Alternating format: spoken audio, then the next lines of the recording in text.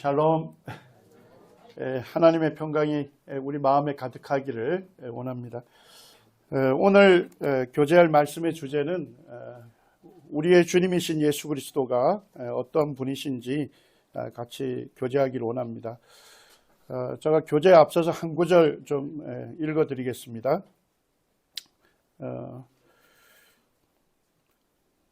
나도 나의 장막을 벗어날 것이 임박한 줄을 알미라. 내가 힘써 너희로 하여금 내가 떠난 후에라도 어느 때나 이런 것을 생각나게 하려 하노라. 우리 주 예수 그리스도의 능력과 강림하심을 너희에게 알게 한 것이 교묘히 만든 이야기를 따른 것이 아니요 우리는 그의 크신 위엄을 친히 본 자라. 사도 베드로가 기록한 베드로 후서입니다. 베드로 후서는 이 사도 베드로가 죽음을 직감하고 순교를 직감하고 마지막으로 유언과 같은 말씀을 남겼습니다. 나의 장막을 벗어날 것이 임박한 줄 알미라. 그러면서도 사도 베드로가 성도들에게 일깨우기 원했던 것이 있습니다. 내가 힘써 너희로 하여금 내가 떠난 후에라도. 사도 베드로가 이 세상을 떠난 이후에도 성도들이 이 믿음 위에 세워지기를 원했습니다. 그것이 무엇이었습니까? 우리 주 예수 그리스도의 능력. 우리 주 예수 그리스도의 능력을 알고 행하기를 원했습니다. 두 번째는 강림하심을 너희에게 알게 합니다. 다시 오실 주님을 믿고 소망하기를 사도 베드로가 원했던 것을 보면서 우리 구원받은 성도님들도 참 내가 믿고 섬기는 주님, 그분이 어떠한 분이신지를 또 그분의 능력을 우리가 알고 또 곧 오실 주님을 소망하는 삶 가운데 살기를 원합니다. 역사는 누구를 중심으로 연대를 계산합니까? 예수님께서 이 세상에 오신 그때를 중심으로 예수님 오시기 이전을 주전이다. Before Christ. 예수 그리스도 오시기 전이다. 이렇게 이제 말하죠. 예수님 오신 이후를 뭐라고 얘기합니까? 주후 이렇게 얘기합니다. 안노 도미니. 라틴어로 예수 그리스도의 해 안에서 이런 뜻입니다. 자, 올해가 몇 년이죠? 2024년이잖아요. 정확하게 얘기하면 주후 2024년이 되는 거죠. 예수님께서 이 세상에 오신 지 2024년이 되는 해다 하는 의미를 갖고 있습니다. 이와 같은 연대를 계산하는 방법은 우리나라에서만 사용합니까? 아니죠. 어느 대륙을 막론하고 전 세계 사람들이 이 연대 계산법을 사용하고 있습니다. 어느 대륙에 사느냐, 어느 종교를 가지느냐 막론하고 이 세상에 있는 모든 사람들은 뭐예요? 매일같이 예수님께서 이 세상에 오셨음을 고백하고 있는 것과 마찬가지입니다. 저는 이거 하나만 살펴봐도 예수님께서 역사의 중심이 되시고 또 역사의 주인이 되시는 분이다 하는 것을 우리는 알 수가 있습니다. 예전에 이제 복음을 전했는데 제 제자 중에 한 명이 저한테 그런 질문을 하더라고요. 예수님은 성경에만 기록된 분 아닙니까? 자, 뭔 얘기예요? 예수님에 대해서는 이 성경에만 기록이 되어 있는데 어떻게 그분을 믿을 수 있느냐? 그런 질문이었습니다.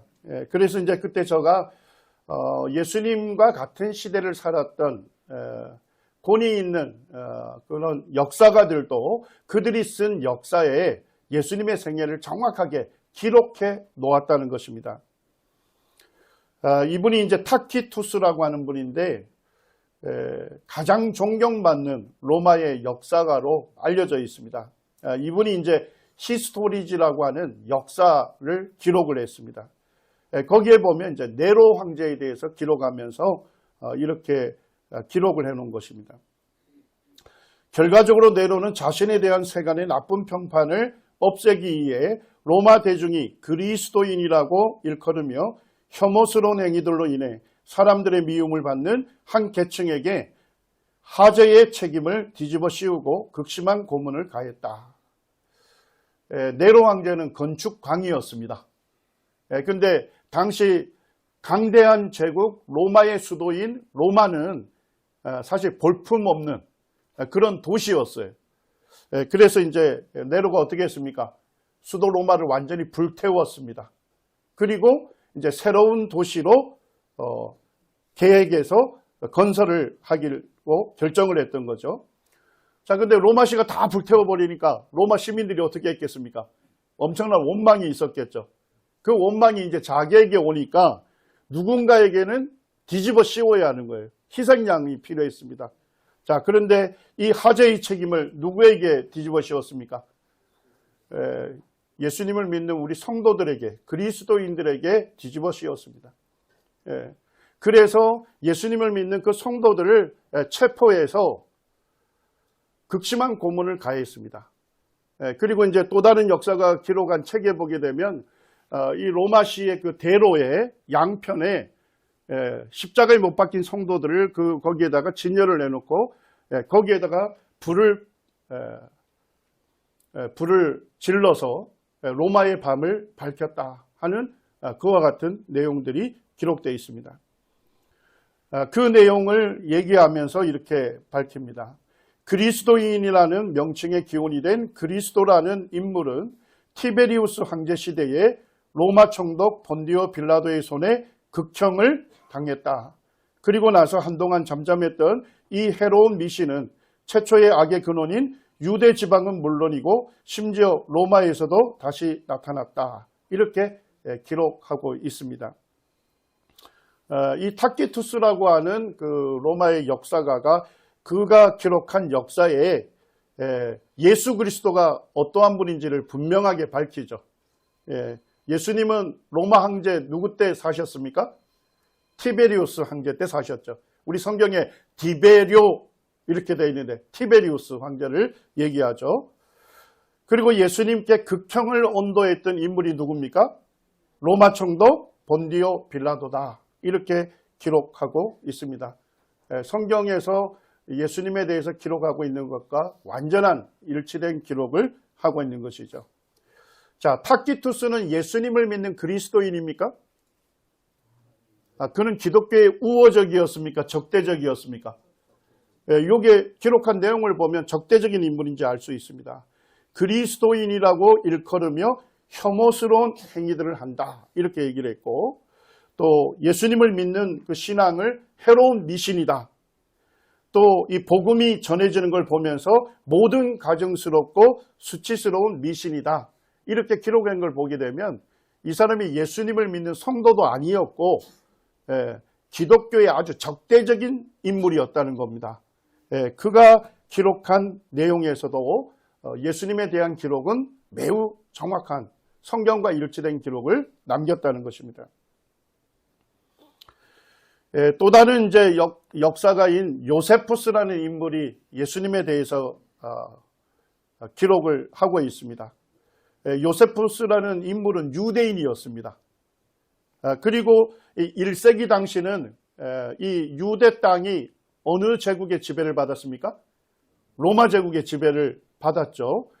그래서 이 유대인들은 이 로마 제국으로부터 독립하기를 원했습니다. 그래서 늘 독립전쟁을 했던 것이죠.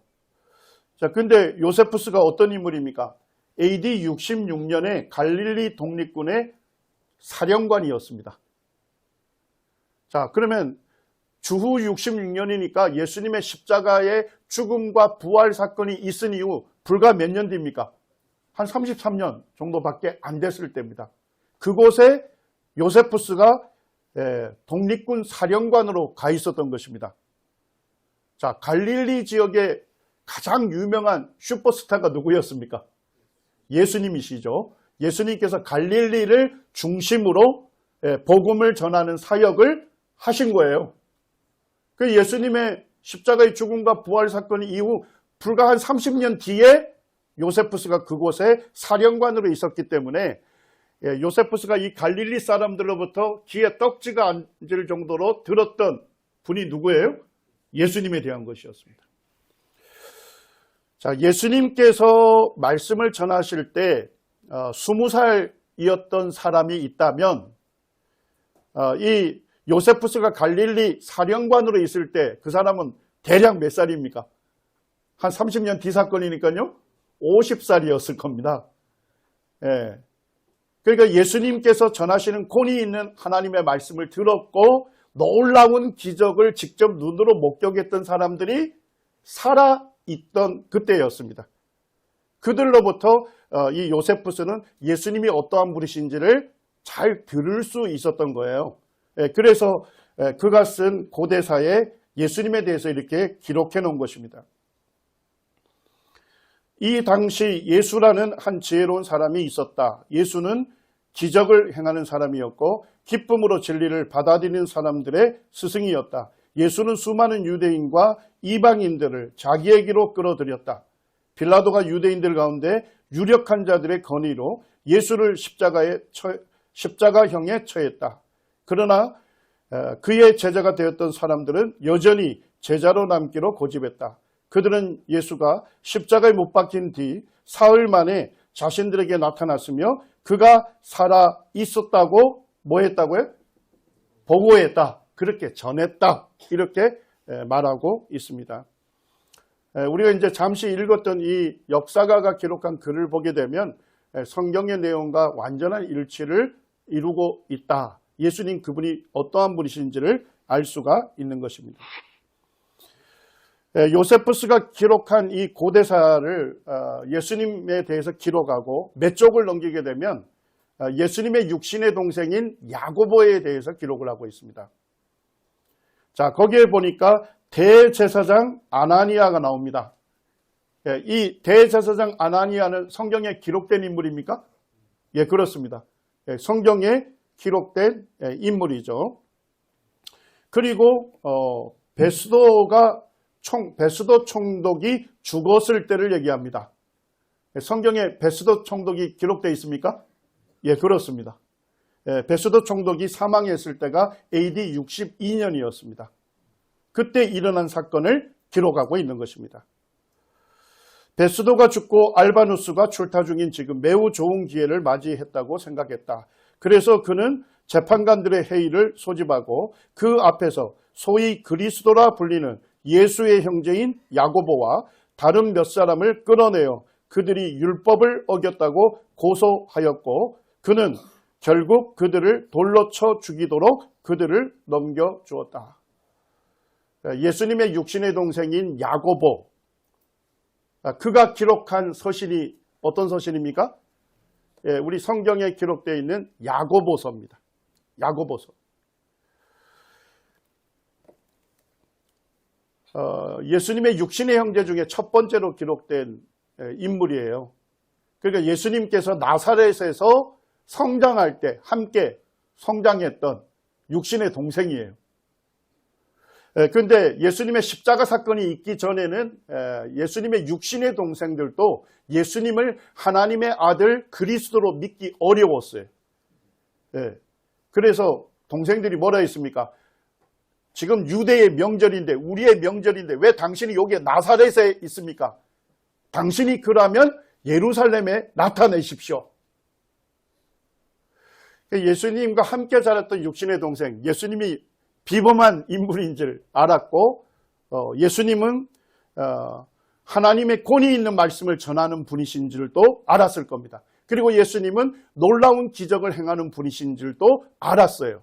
그런데 함께 자랐던 육신의 동생들은 예수님을 하나님의 아들로 믿기는 어려웠던 거예요.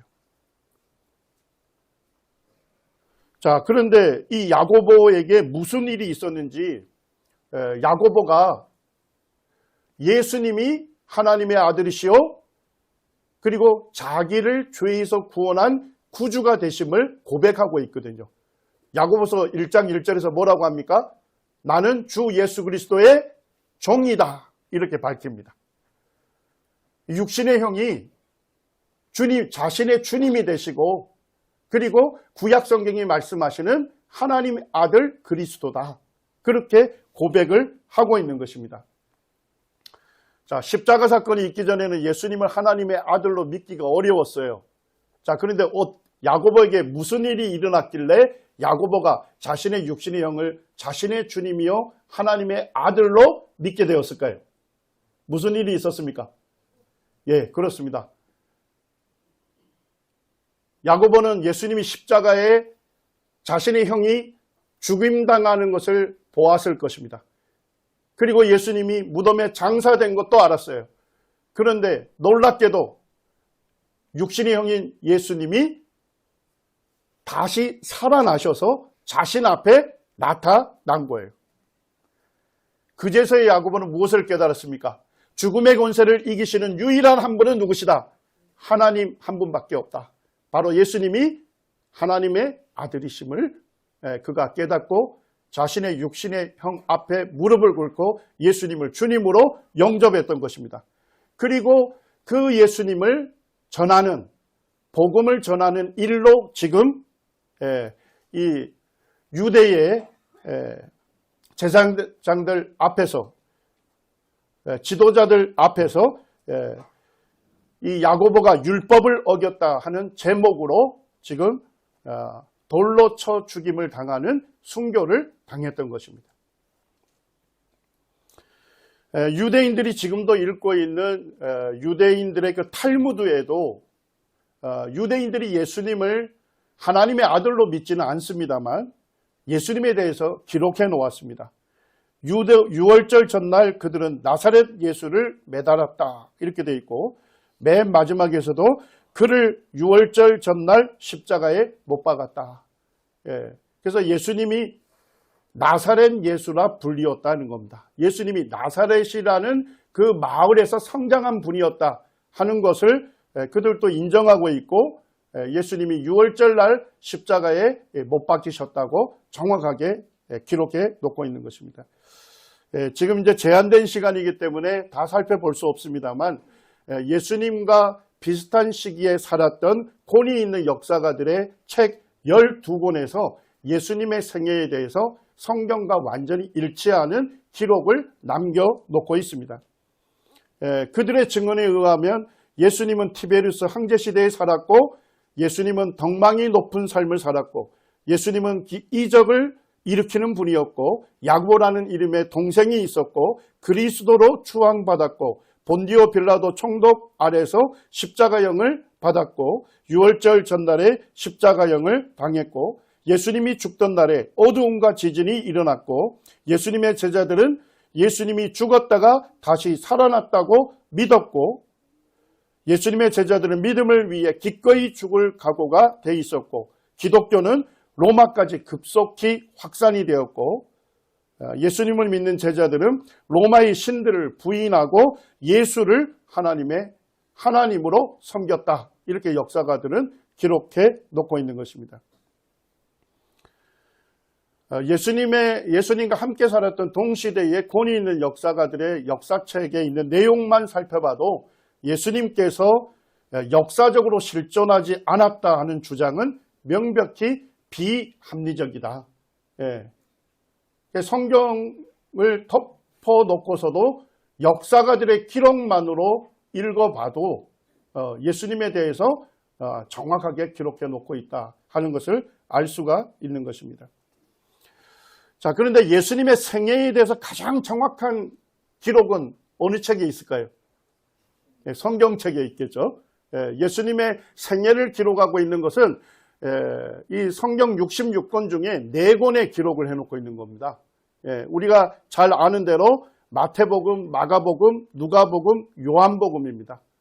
그리고 그 기록들이 언제 기록이 됐는지를 지금 이제 대부분의 성경학자들이나 역사가들이 인정하는 연대를 제가 여기에 써놨습니다. 예수님의 생애를 기록하고 있는 복음서들이 가장 정확한 기록인 것을 어떻게 알 수가 있을까요? 자, 이 기록한 인물들이 어떤 분들입니까? 예수님을 아주 잘 아는 분들. 자, 마태복음을 기록한 기록자가 누구죠? 마태, 그는 누굽니까?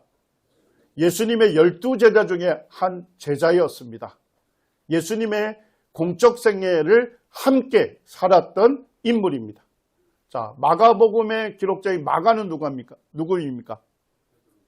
예, 그렇습니다. 사도 베드로의 믿음의 아들로 알려져 있는 인물입니다.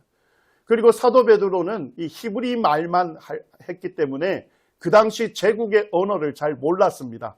그리스 말을 잘 몰랐습니다. 그래서 사도 베드로는 로마 제국 여러 곳에서 순회 사역을 했거든요. 그때 누군가 통역을 해줘야 했을 거 아닙니까? 사도 베드로의 통역관이 누구였습니까? 마가라고 이 초대교회 전승에서 기록해 놓고 있습니다. 누가복음을 기록한 사람은 누구입니까? 사도 베드로의 동역자죠. 사도 베드로의 동역자입니다. 그리고 죄송합니다. 사도 바울의 동역자입니다. 사도 바울이 3차 전도여행을 마치고 예루살렘에 왔을 때 소요가 일어나고 체포가 되죠. 그리고 가이사랴의 감옥에 구금이 됩니다. 자, 그때 그곳에 함께 있었던 인물이 누구였습니까? 누가였습니다. 그때가 AD 60년입니다. 그리고 온 2년 동안 가이사랴에 구금되어 있다고 성경에서 밝히고 있습니다. 자, 그러면 누가는 AD 60년에서 62년까지 2년 동안 뭘 했을까요? 어느 땅에 있었습니까? 유대 땅에 있었던 거예요. 유대 땅. 예. 그러면서 누가복음을 기록하게 된 겁니다. 우리 중에 일어난 사실을 기록했다. 예. 그래서 목격자들의 증언을 듣고 그대로 기록한 것이 아니라 목격자들의 증언을 청취한 다음에 어떻게 했습니까? 그 사건이 일어났던 그곳에서 엄격한 조사를 통해서 사실로 드러난 것만을 연대 순서로 기록하였다. 이렇게 누가복음에서 밝히고 있는 것입니다. 요한복음을 기록한 요한은 어떤 인물입니까? 예수님의 12제자 중에 한 사람이었죠. 이 예수님의 기록은 예수님을 잘 아는 사람들에 의해서 기록이 되었다는 겁니다. 자, 그것도 뭐예요? 예수님의 생애는 한 권에만 기록되어 있습니까? 4권에 기록이 되어 있는 겁니다. 동일한 사건, 사실에 대해서 일치하는 4가지 다중적인 증인들에 의해서 기록이 된 것입니다. 그리고 이 예수님의 생애를 읽어보게 되면, 복음서를 읽어보게 되면 1세기 당시 역사와 또 문화와 일치하는 고고학적 증거들이 차고 넘친다 하는 것을 우리는 알 수가 있습니다. 그리고 이제 사건들이 일어난 이후 불과 30년이나 40년 뒤에 이 목격자들에 의해서 또는 목격자들의 증언에 의해서 기록이 된 겁니다. 제가 조금 전에도 말씀을 드렸습니다만 마태복음이 70년에 기록된 것으로 봅니다. 70년. 자, 그러면 예수님의 십자가의 죽음과 부활 사건 이후에 불과 몇 년 됩니까? 한 37년 뒤 이렇게 되겠죠. 맞습니까?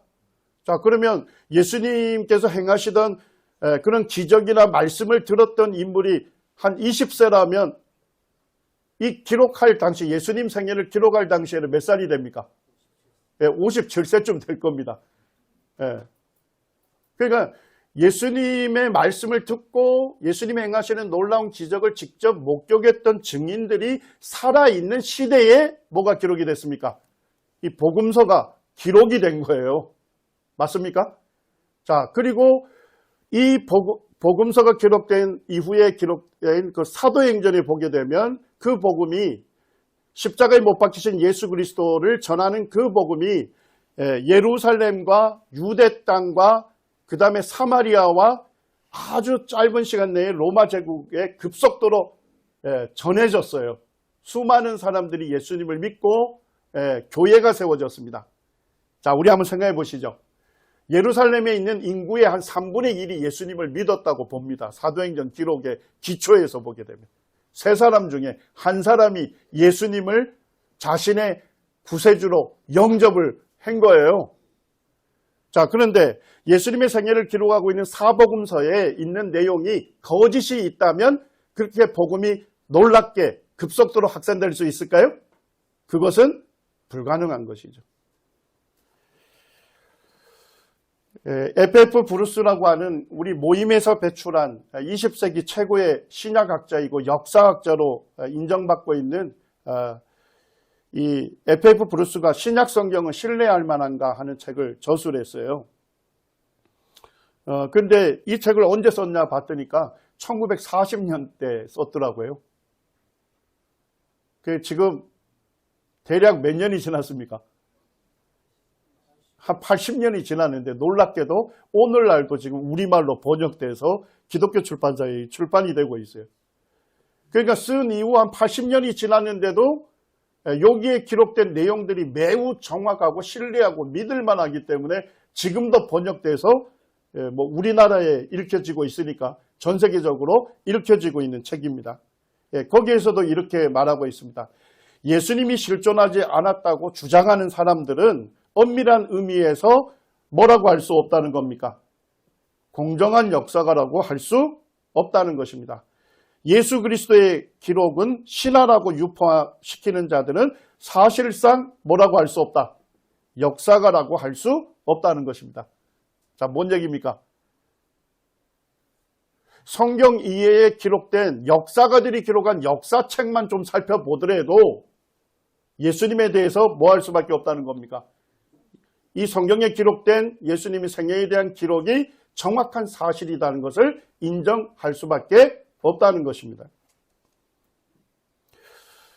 제가 이제 이스라엘과 요르단 성지답사를 쭉 하면서 예수님과 관련된 그런 고고학적 유물이 차고 넘치는 그와 같은 시대를 살고 있구나 하는 것을 제가 그렇게 느끼게 되었습니다. 자, 예수님은 유대 베들레헴에서 탄생하셨죠? 맞습니까? 자, 그때 유대 땅을 다스렸던 왕이 누구였습니까? 예, 헤롯 왕이었습니다. 예, 성경에 이제 헤롯이라는 인물이 아들에게도 붙여주고 뭐 손자에게도 붙여주고 여러 명이 나옵니다만 역사가들은 이제 예수님 탄생하실 때 유대 땅을 다스렸던 이 헤롯을 헤롯 대왕이다 또는 헤롯 대제다 하는 이름으로 기록하고 있습니다. 이스라엘에 가게 되면 지중해에 가이사랴라고 하는 도시가 있어요. 이 도시 전체를 헤롯 대왕이 건설을 한 것입니다. 그래서 이 바닷가에 헤롯이 자신의 궁전을 건축했어요. 그리고 그 당시에는 뭡니까? 로마 제국의 식민 통치를 받았잖아요. 그래서 이 로마 제국의 수도인 로마에서 이 유대 땅까지 빨리 올 수 있도록 또 그들이 왔을 때 배로 오게 되니까 안전한 큰 선박들이 정착할 수 있는 항구가 필요했습니다. 그래서 이 헤롯 대왕은 가이사랴에다가 인공 항구를 건설했습니다. 인공 항구란 게 뭡니까? 사람들이 만든 항구예요. 자연적으로 되어 있는 항구가 아니고 인공 항구인데 역사적으로 보면 최초의 인공 항구를 이 가이사랴에 건설을 했습니다. 그래서 이제 로마 사람들, 관리들이 왔을 때 로마의 문화를 즐길 수 있는 로마의 원형극장도 만들고 그 다음에 이 대전차 경기장, 우리 그 유다 배너라고 하는 영화 보셨죠? 배너. 거기에 보면 전차를 달리는 그 경기가 나오잖아요. 이게 로마 사람들이 매우 즐겼던 경기인데 그 대전차 경기장도 있고 그 다음에 여기에 보면 황제 신전들도 있었고 여기가 이제 인공 항구입니다. 그 인공 항구 터가 지금도 그대로 발굴되어 있습니다. 그리고 헤롯 대왕이 죽은 이후에 이제 로마의 총독들이 이곳을 자신들의 총독부로 삼았습니다. 그래서 빌라도 총독도 어디에 주로 거주했습니까? 이 가이사랴에 있었어요. 그리고 언제 예루살렘을 방문했을까요? 유대 전역 사람들이 모이는 절기에만, 명절에만 많은 사람들이 예루살렘에 모이니까 뭐가 일어날 수 있어요?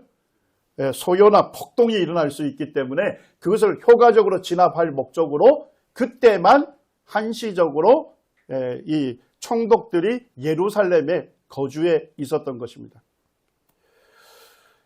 그리고 이제 예루살렘 남쪽에 가게 되면 헤롯 왕의 이름을 그대로 지은 그 도시가 있습니다. 헤로디움. 이게 830m 높이인데 그 위에다가 인공 도시를 건설했습니다. 이 헤롯은 많은 건축물과 많은 도시들을 건설했어요. 그리고 이제 여기에서 뭐가 발견이 됐냐면 2007년에 헤롯 대왕의 무덤이 석관이 발견이 됐습니다.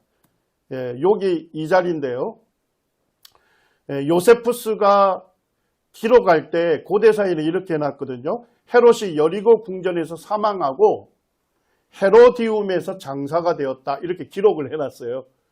자, 그러면 뭐예요? 헤로디움 어딘가에는 헤롯 대왕의 무덤이나 석관이 있어야 되겠죠. 자, 그런데 2007년에 발견이 됐으니까 역사가가 기록하고 몇 년 뒤에 발견이 된 겁니까? 대략 2000년 뒤에 이 헤롯 대왕의 석관이 발견이 된 것입니다. 그리고 이제 2002년에는 놀라운 석관이 하나 발견이 됐습니다. 이 석관의 주인 이름이 기록이 되어 있는데 그 주인이 요셉의 아들이요 예수의 형제인 야고보.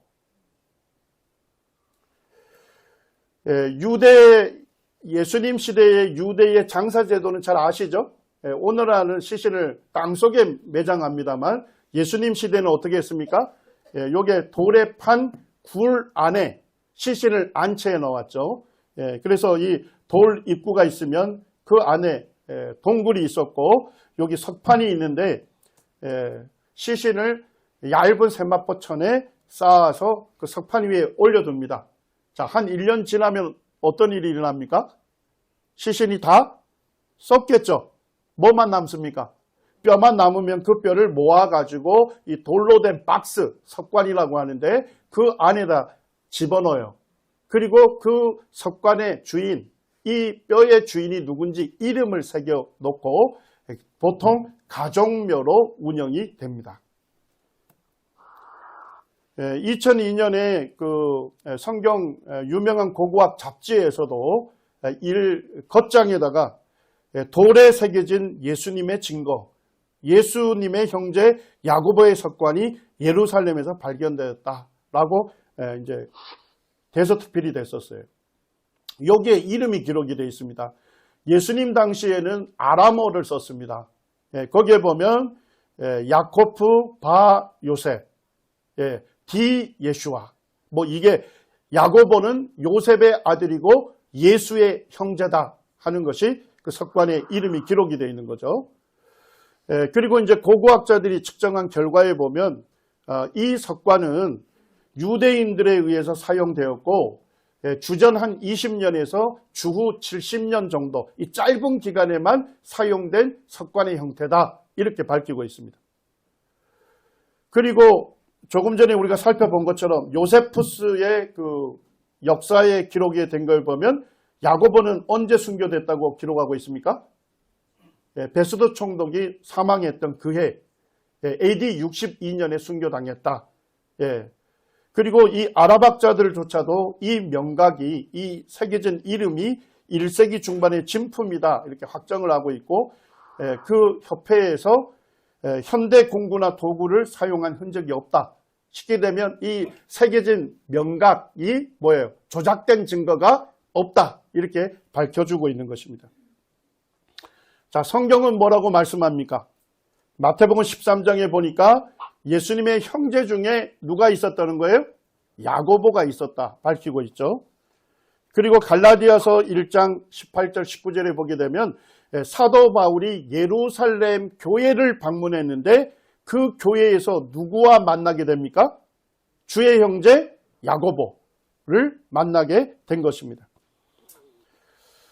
2012년에 재밌는 소송이 하나 있었습니다.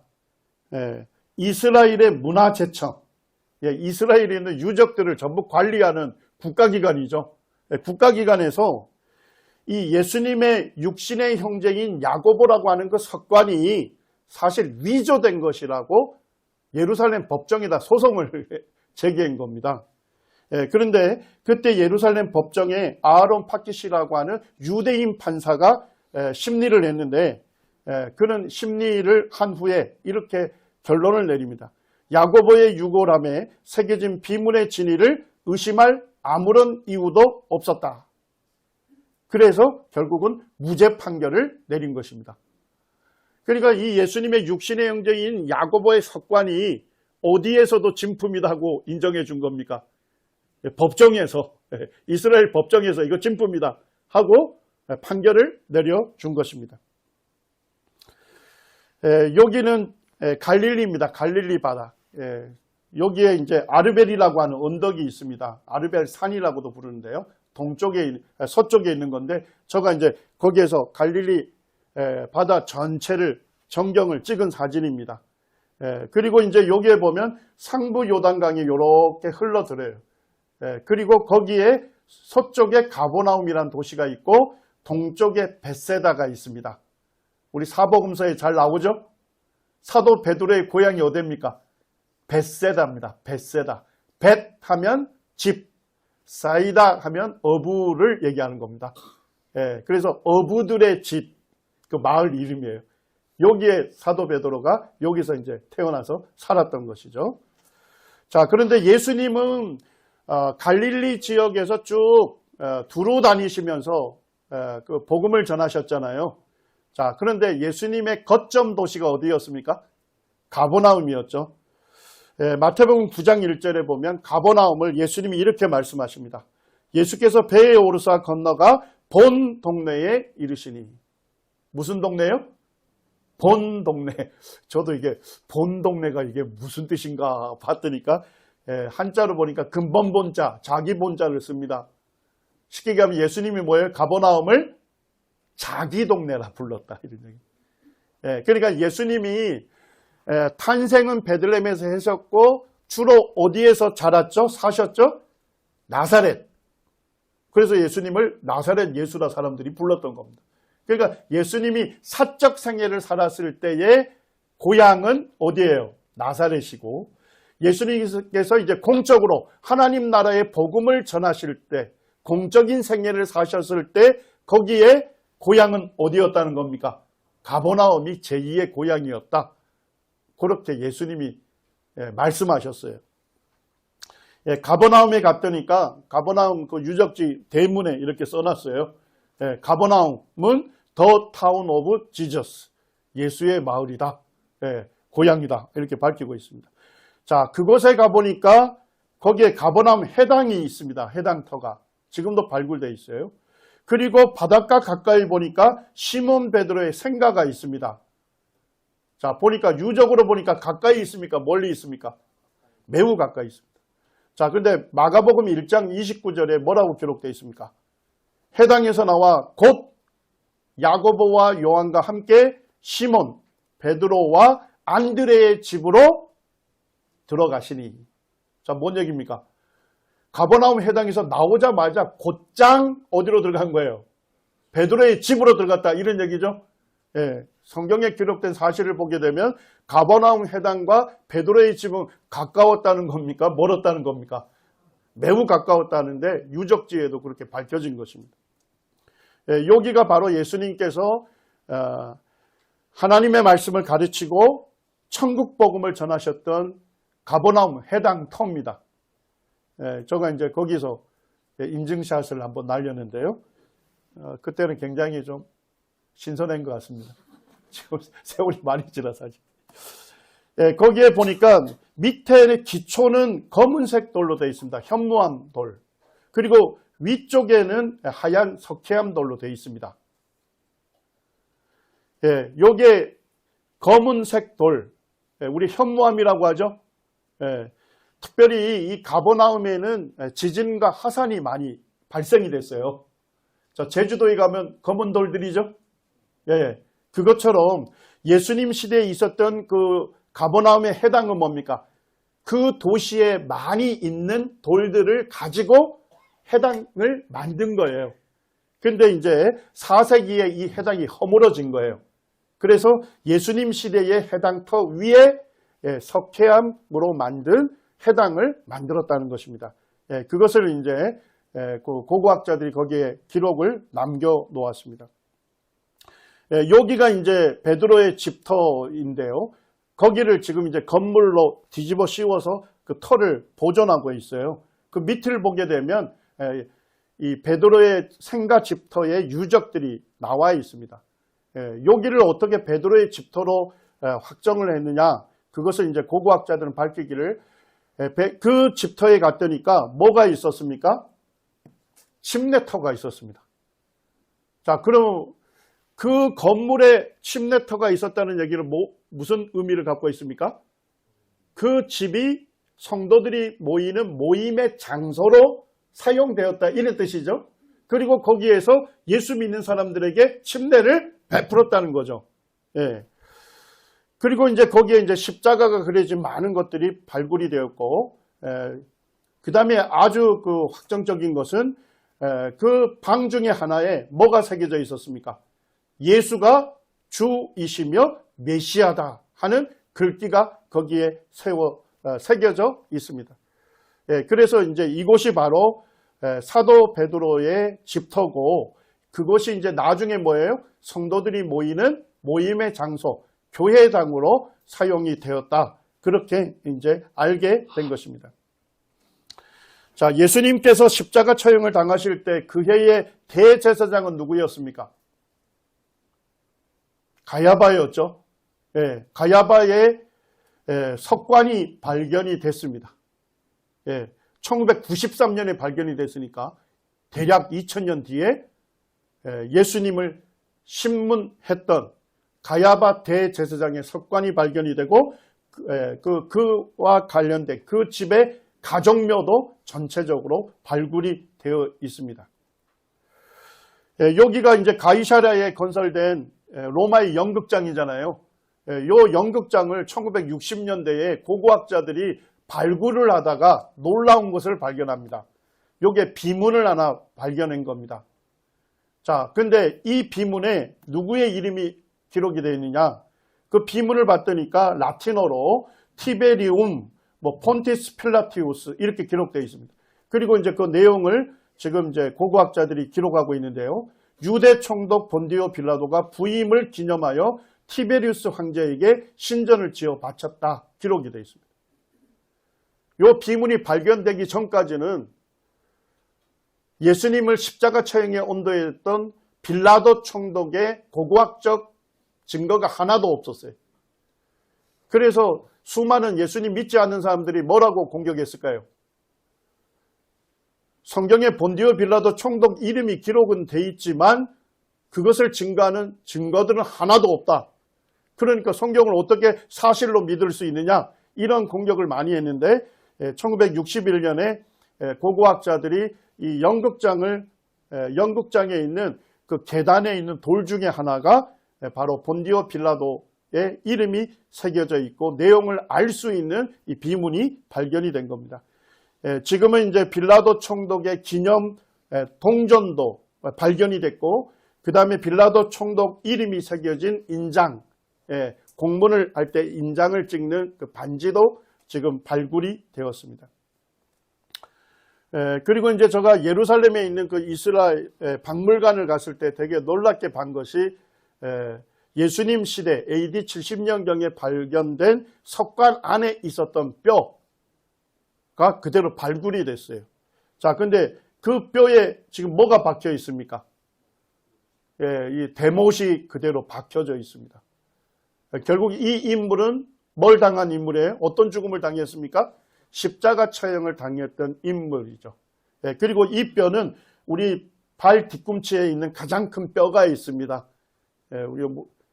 우리 의학 관련된 분들이 있으니 칼카네우스, 발 뒤꿈치 뼈를 이 대못으로 박는 그것이 그대로 발견되어 있습니다. 이걸 통해서 보게 되면 예수님 시대에 십자가 처형 제도가 있었음을 우리는 분명하게 알 수가 있는 것이죠. 제가 사실 이제 짧은 시간 쭉 진행을 했는데 이 사복음서가 실제 역사라고 증거하는 고고학적 증거들은 이거 이외에도 굉장히 많아요. 예, 그래서 사실 이제 시간 관계로 제가 줄여서 몇 가지만 소개를 한 것입니다. 우리 요한복음 13장 19절 말씀을 좀 같이 읽기를 원합니다. 함께 읽겠습니다. 시작. 지금부터 일이 일어나기 전에 미리 너희에게 일러둠은 일이 일어날 때에 내가 그인 줄 너희가 믿게 하려 함이로라. 예수님이 하신 말씀이에요. 자, 예수님 뭐라 하십니까? 지금부터 그 일이 일어나기 전에 미리 너희에게 일러둔다. 미리 너희에게 말한다. 이렇게 얘기합니다. 자, 뭔 얘기입니까? 어떤 일이 벌어지기 전에 예수님께서 앞으로 어떤 일이 일어날 것인지 미리 말했다. 이런 얘기죠. 자, 이것을 한자로, 두자로 뭐라 합니까? 예언이라고 하는 거죠. 예언. 예.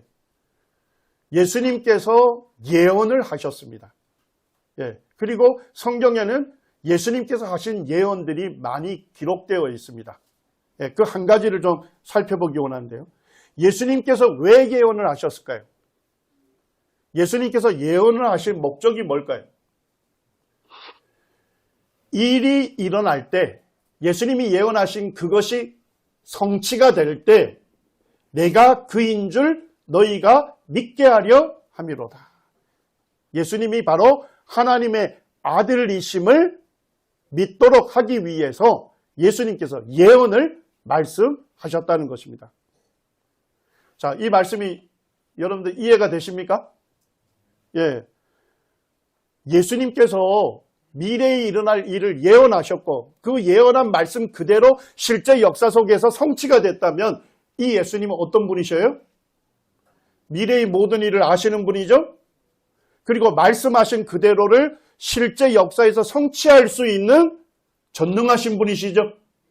맞습니까? 그렇다면 이 예수님은 어떤 분이십니까? 전지하시고 전능하신 살아계신 유일한 하나님이심을 우리가 알 수 있고 믿을 수 있는 것입니다. 예수님의 예언 한 가지를 좀 살펴보기로 원합니다. 예수님께서 십자가 사건이 있기 전에 예언하신 거기 때문에 이 예언은 주 33년에 예수님께서 하신 예언입니다. 예수님께서 제자들과 함께 예루살렘에 있는 성전을 들어갔다 나오실 때 어떤 사람들이 예수님 앞에서 저 성전을 가리키면서 성전의 아름다움을 말했던 것입니다. 누가복음 21장 5절에 보니까 어떤 사람들이 성전을 가리켜 그 아름다운 돌과 헌물로 꾸민 것을 말하며 예수께서 이르시되 너희 보는 이것들이 날이 이르면 돌 하나도 돌 위에 남지 않고 다 무너뜨려지리라. 이 하나님의 성전을 불태웠던 인물이 있습니다. 불태울 당시에 이 예루살렘을 정복했던 장군이 있죠. 타이터스 장군이라는 로마의 장군이 있습니다. 그때 그 내용에 보면 타이터스가 이 예루살렘 하나님의 성전 안에 들어갔어요. 안에 들어가서 보니까 어때요? 안벽은 전부 다 황금으로 도배되어 있는 거예요. 그래서 이 타이터스가 이런 얘기를 합니다. 유대인들이 이 성전에 대한 자긍심이 그것이 사실 거짓이 아니었다. 자기가 들어가 보더라도 이방 제국의 다른 그 성전하고는 비교도 되지 않는 성전인 것을, 건물인 것을 보고서 이 성전을 보존하려 했던 인물이 타이터스 장군입니다. 거기에 보면 성전 터가 굉장히 거대했습니다. 축구장 몇 개를 연결한 터입니까? 25개나 연결한 어마어마한 터입니다. 그리고 이 성전의 내벽과 바깥들 벽을 쌓았던 돌들이 대리석으로 쌓았는데 그 한 개 대리석이 보통 몇 톤짜리였다는 겁니까? 4톤짜리 어마어마한 돌을 잘라가지고 그것으로 성전을 세웠습니다. 그리고 성전의 출입문과 성전 내벽은 금으로 입혀서 굉장히 화려했습니다. 그래서 유대인들은 예수님 사실 때 유대인들은 이 성전의 아름다움에 대한 굉장한 자긍심이 있었던 거예요. 자, 그런데 예수님 뭐라 하십니까? 날이 이르면 돌 하나도 돌 위에 남지 않고 다 무너뜨려질 것이라고 예언을 하신 겁니다. 지금 이제 성전터에 가게 되면 서쪽 벽에 그 터널이 뚫려 있어요. 그 터널을 뚫은 이유가 뭐냐면 그쪽에 아랍 사람들이 살고 있는 거주지이기 때문에 유대인들이 그 안에 가서 함부로 뭘 건물을 짓거나 이런 걸 못해요. 발굴도 못해요. 그래서 어떻게 했나 하면 유대인들이 깨를 내가지고 거기에 지하에 터널을 뚫은 겁니다. 예, 아랍 사람들이 사는 마을 그 지하로 터널을 만들어가지고 예수님 시대에 있었던 성전 바깥들 그 기초. 자, 기초석은 어디에 묻혀 있는 겁니까? 땅 속에 묻혀 있는 그 성전 바깥들 기초석을 지금 다 볼 수 있도록 만들어 놓은 겁니다. 여기에 들어가면 제가 찍은 사진인데 보니까 요게 돌입니다. 성전 바깥들 돌이 대리석으로 되어 있는데 한 개 돌 규모가 크기가 어마어마합니다. 4톤짜리로 보통 된다고 하는데 다른 사진에도 보면 요게 한 개 돌입니다. 한 개 돌. 이런 돌들로 성전의 기초를 이루는 그 돌을 지금도 눈으로 확인할 수 있어요. 위에 거는 다 허물어져 있지만. 그래서 이 당시에 유대인들의 그 성전에 대한 자긍심이 사실 대단했다는 것을 알 수가 있는 거죠. 자, 근데 누가복음 19장에서는 예수님이 더 구체적으로 예언하십니다. 41절에 보시니까 가까이 오사 성을 보시고 우시며 예루살렘 성을 보시고 우시며 이렇게 되어 있습니다. 이 우셨다는 단어가 이 헬라어로 크라이오라는 단어인데 그냥 흐느끼는 정도가 아니고 소리내서 통곡했다는 의미입니다. 예수님께서 감람산, 동쪽 감람산에서 서게 되면 거기에 보면 예루살렘 성전이 전체적으로 눈에 싹 들어와요. 예수님이 그 성전을 보시면서 자기 백성들이 예수님을 영접치 아니하고 그래서 결국은 로마에 의해서 이 하나님의 성전과 이 예루살렘 도시가 완전히 불태워지고 파괴될 것을 내다보신 거예요. 그러면서 예수님이 구체적으로 세 가지를 예언하시는데 날이 이를지라 첫 번째 예언이 뭡니까? 내 원수들이 와서 토둔을 쌓고 흙으로 된 둔덕을 쌓고 너를 둘러 사면으로 뭐 할 것이다? 가둘 것이다. 예루살렘 성을 둘러 사면으로 가둘 것이다. 포위할 것이다. 예언한 거죠. 자, 두 번째 예언은 뭡니까? 너와 및 그 가운데 있는 예루살렘 성 가운데 있는 내 자식들을 뭐 할 것이다? 땅에 메어칠 것이다. 자, 도시 안에 있는 자식들, 그 사람들과 그 자식들을 메어친다는 건 무슨 뜻입니까? 수많은 사람들이 죽임당할 것이다. 학살당할 것을 예언해 놓은 거죠. 자, 세 번째는 뭘 예언했습니까? 돌 하나도 돌 위에 남기지 아니하리라. 완전히 파괴될 것을 예언한 것입니다. 자, 예수님께서 하신 예언을 구체적으로 이해되십니까? 첫 번째는 원수들이 와서 예루살렘 성벽 둘레에 흙으로 된 토성을 쌓고 포위할 것이다.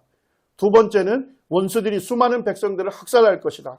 세 번째는 성전과 성이 철저하게 파괴될 것이다. 이렇게 구체적으로 예언을 한 것입니다.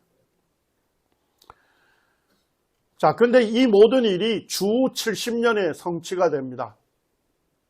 자, 예수님 예언하시고 정확히 몇 년 뒤에 이 일이 성취됐습니까? 37년 뒤에 성취가 된 거예요. 그때 이제 이 예수님이 사셨던 유대 땅의 유대인들은 이 로마 제국으로부터 독립하려고 했어요. 유대인들이 볼 때는 독립전쟁이지만 제국이 볼 때는 뭐예요? 반란이죠. 그래서 이 반란을 진압하기 위해서 베스파시안 황제가 자기 아들 타이터스 장군을 보냅니다. 자, 베스파시안이 자기 황제잖아요. 그죠? 자, 그러면 자기 대를 이어서 누가 이제 황제가 됩니까? 아들 타이터스가 될 텐데 이 아들에게 뭔가 큰 그 업적을 남겨주고 싶었던 거예요. 그래서 로마 제국에서 볼 때 가장 골칫덩어리였던 이 유대 땅의 반란을 자기 아들을 총사령관으로 세워서 거기를 완전히 정복함으로써 자기 아들의 업적을, 공로를 이제 제국 사람들에게 알려주기를 원했던 겁니다. 그래서 로마의 4개 군단, 정예병사 8만 명을 이쪽으로 보냅니다. 그리고 이때 올 때 누가 오냐면 유대인 역사가인 요세푸스가 함께 옵니다. 유대인 역사가인 요세푸스가 원래 갈릴리 지역의 독립군 사령관이라 했잖아요. AD 66년에 체포가 돼요. 체포가 되고 어떻게 한 거예요? 로마 제국 사람이 됩니다. 체포가 돼서. 그리고 지금 타이터스 장군하고 함께 예루살렘을 오게 된 거예요. 그리고 요세푸스는 뭡니까? 타이터스 장군에 의해서 예루살렘 성이 정복이 되는 것을 눈으로 직접 뭐 한 거예요? 목격한 거예요. 그것을 그대로 역사에 기록을 한 겁니다. 그것이 유대 전쟁사입니다. 유대 전쟁사 이 책 전체가 우리말로 번역되어 있어요. 놀랍게도 우리 남원선문교회 1층 북카페에 가시면 있습니다. 한번 성도님들 읽어보시기 바랍니다. 거기에 보면 요세푸스가 이렇게 해놓고 있습니다. 타이터스는 이같이 예루살렘을 토둔으로 쌓아 완전히 에워싸고 적절한 장소마다 수비대를 세운 후에 밤 일경이면 친히 순찰을 돌면서 부하들의 경계 근무 상황을 살펴보았다. 이렇게 기록하고 있습니다. 타이터스가 예루살렘을 토둔으로 쌓아 완전히 쌓았다고 기록해 놓고 있어요. 제가 시간이 없기 때문에 다 말씀드리지 못합니다만 유대 전쟁사에는 여기에 보니까 이같이 이렇게 돼 있죠. 앞쪽에 보면 어디에서부터 토둔을 쌓아서 예루살렘 성 전체를 포위했는지 아주 상세하게 기록이 되어 있습니다. 한번 읽어보시기 바랍니다. 이 역사가의 증언에 보게 되면 내 원수들이 토둔을 쌓고 너를 둘러 사면으로 가둘 것이라 했던 이 예수님의 예언이 실제 역사 속에 그대로 성취됐다 하는 것을 확인할 수 있는 것입니다. 자, 두 번째 예언은 뭐였습니까? 너와 및 그 가운데 있는 예루살렘 성 가운데 있는 내 자식들을 땅에 메어칠 것이다. 이렇게 했습니다. 자, 이게 사실 예루살렘이 어디에 건설된 도시입니까? 예루살렘은 산 위에 건설된 도시예요. 유대 산지 위에 꼭대기에 기록이 되어 있습니다. 그래서 정복하기가 굉장히 어렵습니다. 그리고 아까도 말씀드렸지만 성전의 성벽 자체가 굉장히 견고한 것들이죠. 그러니까 이 예루살렘 성벽 자체가 워낙 튼튼한 성벽이었고 높았기 때문에 이걸 정복하기가 쉽지 않은 거예요. 그래서 타이터스 장군이 정복을 어떻게 할까 고민했는데 어떤 전략을 썼을까요? 토둔을 쌓는 거예요. 흙으로 된 토성을 예루살렘 성 전체를 둘러 포위하고 출입을 완전히 통제하는 겁니다. 어느 누구도 나오고 들어가지 못하도록. 자, 그렇게 하게 되면 어떻게 될까요? 그 안에 있는 사람들이 시간이 지나면 식량이 떨어지겠죠? 굶어 죽이는 전략을 쓴 겁니다. 그러니까 한 달, 두 달 되니까 식량이 떨어지니까 그 안에 있는 사람들이 안에서도 시간이 지나면 죽을 판이에요. 그래서 목숨 걸고 뭘 하죠? 성 밖으로 나오려고 하는 사람들이 있었어요. 그때마다 로마 사람 군인들이 유대인들을 탈출하는 유대인들을 잡아서 십자가 처형을 해서 성 안에 있는 사람들이 전부 볼 수 있도록 전시를 했어요. 완전히 통제를 시킨 겁니다. 그리고 이제 5개월이 됐을 때 성 안에 있는 사람들이 완전히 굶주린 거예요. 그리고 전쟁할 수 있는 힘이 전혀 없었던 걸 확인하고 이제 성을 정복하게 합니다. 이 역사가는 이렇게 기록하고 있습니다. 그때 사망한 사람이 몇 명이라고 기록하고 있습니까? 111만 명에 달했다 이렇게 되어 있어요. 제가 이제 이걸 얘기했더니까 어떤 분이 그러시더라고요. 어떻게 111만 명이 예루살렘에 거주하고 죽을 수 있느냐? 그때가 무슨 절기였습니까? 로마 군인들이 쳐들어왔을 때가, 그때가 유월절 절기였습니다. 자, 유월절 절기는 뭐예요? 유대 전역에 있는 성인 남자들이 전부 예루살렘 성전에 와서 예배를 드리는 날이죠. 그러니까 전역에 있는 사람들이 다 몰려온 거예요, 지금. 하나님께 제사 드리려고. 그때 누가 온 거예요? 로마의 군인들이 온 거예요. 그리고 그들이 뭐 하기 시작했습니까? 흙으로 된 토성을 쌓기 시작한 거예요. 그러니까 유대인들이 전부 어디로 들어간 겁니까? 예루살렘 성 안으로 들어간 거예요. 왜 성 안으로 들어갔을까요? 튼튼한 성벽이 자기들을 보호해 줄 거라는 확신 때문에 그걸로 들어간 거죠. 자, 그러면 유대 전역에 수많은 사람들이 그 안으로 들어갔으니까 그 안에 어마어마한 인구가 들어갔겠죠. 그러니까 짧은 시간 내에 그 안에 있는, 성 안에 있는 식량이 어떻게 됐겠어요? 동이 났겠죠. 예, 그래서 사실 이제 유대 전쟁사를 제가 이제 소개한 걸 듣고서 이제 1층 북카페에 가서 읽어보시면, 눈 뜨고 못 볼 광경들이 거기에 그대로 아주 세밀하게 묘사되어 있습니다. 예. 로마의 군인들이 예루살렘 성 안에 들어가서 남녀노소를 가리지 않고 닥치는 대로 학살을 합니다. 예. 그리고 임신한 부인의 배를 갈라고, 이런 것들이 참혹한 내용들 그대로 있습니다. 그리고 이제 굶고 이제 죽어가게 되니까 자식을 삶아 먹었다는 흉흉한 소문들이 나돌고, 굶주려서 땅에 쓰러져 죽어가는 사람들의 그 시신의 살을 뜯는 이런 내용들이 기록이 되어 있습니다.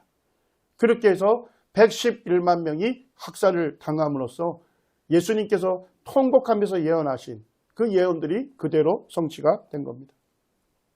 마지막 예언은 뭐였습니까? 돌 위에 돌 하나도 남기지 아니하리라. 그것대로 완전히 파괴가 됐어요. 유대 전쟁사를 읽어보면 타이터스 장군이 성전 안에 들어가 보니까 금으로 입혀진 대단히 화려한 건물이었기 때문에 예루살렘 성은 파괴할지라도 이 성전은 보존하라는 명령을 내렸어요. 그런데도 이 병사들이 보니까 성전 내부에 온통 금으로 된 것을 보고서는 결국 그 안에 불을 던지게 됩니다. 그리고 성전 내부에 즉시 불길이 치솟고 완전히 파괴가 됩니다. 자, 그러면 이 성전 내벽을 입혔던 금들이 어떻게 됐겠습니까? 불에 의해서 완전히 녹아내리게 된 거예요. 이 불이 진압이 된 다음에 로마의 병사들이 돌틈 사이로 끼어 들어간 금을 채취하기 위해서 쇠 지렛대를, 이런 것들을 이용해서 이 돌을 완전히 해체하게 된 것입니다. 그러므로서 돌 하나도 돌 위에 남기지 아니하리라는 이 예언의 말씀, 성전이 완전히 파괴가 되게 된 것입니다. 로마에 가게 되면 타이터스의 개선문이 있습니다. 그리고 여기에 보면 부조에 새겨져 있는 것들이 그대로 부조가 지금도 남아 있습니다. 지금 로마의 병사들이 예루살렘을 정복하고 지금 탈취물을 가지고 오는 것들을 새겨놓은 거예요. 자, 이게 뭡니까? 성전 안에 있었던 등대, 성전을 밝히는 촛대입니다. 그 다음에 이게 뭡니까? 떡상입니다. 이런 성전 안에 있는 기물들을 탈취해서 성전 기념물로 가지고 가는 것이 지금도 2000년이 지났지만 거기에 부조에 새겨져 있는 원본을 볼 수가 있습니다. 예수님께서 하신 예언은 글자 그대로 역사에서 성취된 것입니다. 우리가 믿고 섬기는 예수님은 어떤 분이십니까? 그분은 미래의 모든 일을 다 아시는 분이십니다. 그리고 우리에게 말씀하신 것은 말씀하신 그대로를 이루시는, 성취하시는 전능하신 분이시고 살아계신 유일한 하나님이십니다. 사도 베드로도 죽음을 직감하면서 성도들에게 일깨우고 싶었던 것이 그것이었습니다.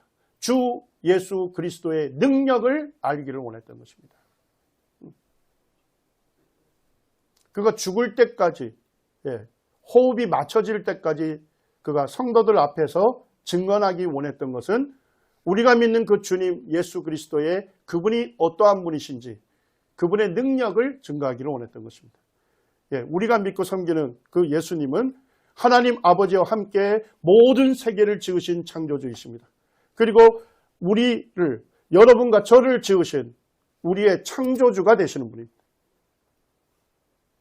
지난주 선포됐던 복음대로 예수님이 우리 삶의 주인이 되시는 분이시고 우리가 믿고 섬겨야 할 유일한 왕이 되시는 분입니다.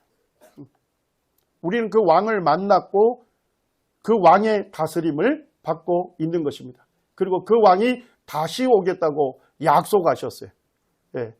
그리고 우리는 그 충만한 왕의 영광 가운데로 들어가서 그분과 함께 영원히 그분을 즐거워하고 영원히 그분을 기뻐하는 영원한 삶을 살 것이 이미 약속되어 있는 사람들입니다. 예. 우리가 지금 현재는 두 발을 지상에 디디고 살아가고 있습니다만 우리의 믿음의 눈은 곧 오실 왕 되신 예수 그리스도, 그분을 소망하면서 그분의 능력을 이 땅에서 힘입고 사는 성도의 삶을 우리가 살아가야 합니다. 우리 성도님들이 그 예수 그리스도, 그분을 의지하고 그분을 기쁘시게 하는 그런 삶을 계속적으로 살아가기를 원합니다.